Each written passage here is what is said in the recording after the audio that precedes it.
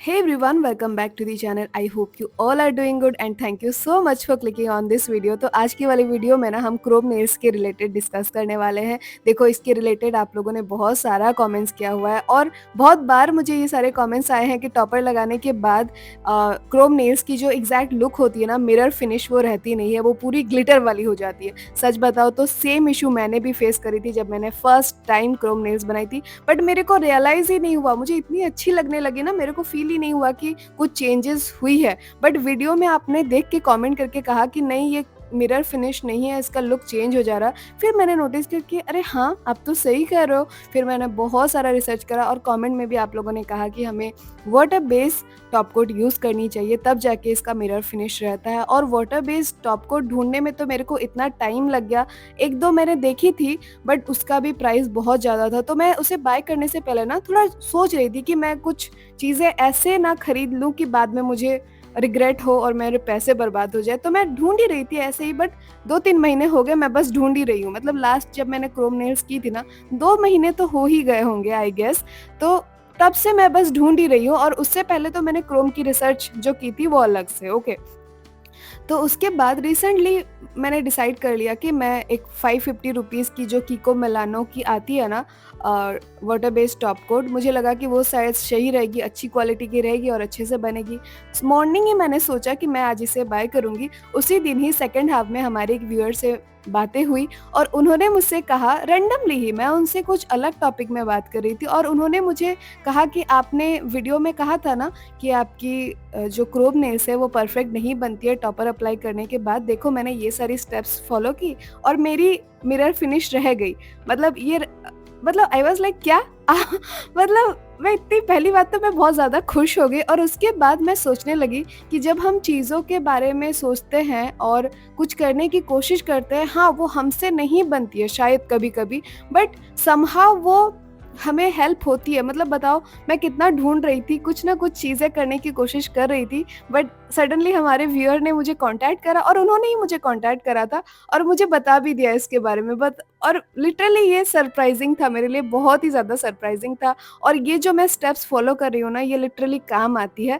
ऐसा नहीं कि आप बहुत बार अगर बर्तन धोओगे दिन में तो शायद वो लुक चली जाए मिरर फिनिश वाली, बट अगर आप कहीं शादी वगैरह में जा रहे हो, 2 दिन तो पक्का टिकेगी अगर आप मतलब बर्तन-वर्तन नहीं धो रहे हो तो। बस ऐसे ही नॉर्मल हाथ धोना, नहाना, चीज़ें उस टाइम में ये मिरर फिनिश रह रही है। मैंने खुद इसे अप्लाई किया था, पूरे 24 आवर्स तक मेरे नेल्स पे थी ये। तो बेसिकली इसके लिए आपको क्या करनी है, पहले आपको बेस नेल पेंट लगानी है। देखो क्रोम नेल्स करने से पहले एक बार बेस नेल पेंट लगाना है, नहीं लगाना है, ये थोड़ा मेरे लिए स्टिल कन्फ्यूज़िंग है, बट फिर भी मैं बेस नेल पेंट लगाना प्रेफ़र करती हूँ किसी भी कलर की। जिस कलर की मैं क्रोम लगाती हूँ ना, उससे या तो पूरा मिलता-जुलता लेती हूँ या फिर ब्लैक कलर ले लेती हूँ, ओके। दोनों में से कोई एक ही सिलेक्ट करती हूँ, उसे अप्लाई करती हूँ, ड्राई करती हूँ और उसके ऊपर मुझे टॉपर अप्लाई करना है। देखो क्रोम जो है ना वो हमेशा टॉपर के ऊपर ही ब्लेंड होती है, तो हमेशा टॉपर लगाना और उसके बाद ही क्रोम रब करना, तब जाके वो ब्लेंड होगी अच्छे से।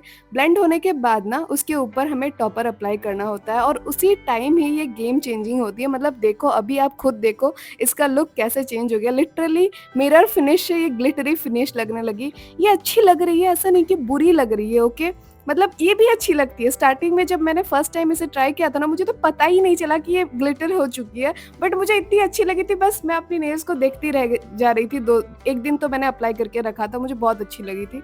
बट जब आपके कमेंट्स आए तो मैंने रियलाइज़ करा, तो फिर आपको क्या करना है ना, टॉपर अप्लाई करने के बाद उसे ड्राई कर लेना है और उसके बाद दोबारा से आपको इस तरीके से क्रोम रब करना है, ओके। साइड में जो लग जाती है ना क्रोम, उसका टेंशन बिल्कुल भी मत लेना। इसे अप्लाई कर लेना, अच्छे से ब्लेंड कर लेना। जब वो मिरर फिनिश आ जाता है ना, अपने हाथों को जाके अच्छे से धो लेना हैंड वॉश से। वो मिरर फिनिश रह जाती है, नहीं जाती है, बस साइड की जो एक्स्ट्रा क्रोम होती है ना वो निकल जाती है। बिल्कुल भी टेंशन मत लेना कि हाथ धोने से ये क्रोम निकल जाएगी क्योंकि हमने इसे सिक्योर नहीं किया था। नहीं, ये नहीं निकलती है। पहले मैंने सोचा था कि यार ये निकल जाती होगी शायद, बट नहीं, ये नहीं निकलती है। मैंने खुद इसे ट्राई करके देखा है। देखो हम वाटर बेस्ड टॉप कोट का भी ट्राई करेंगे। मैं ढूँढ रही हूँ।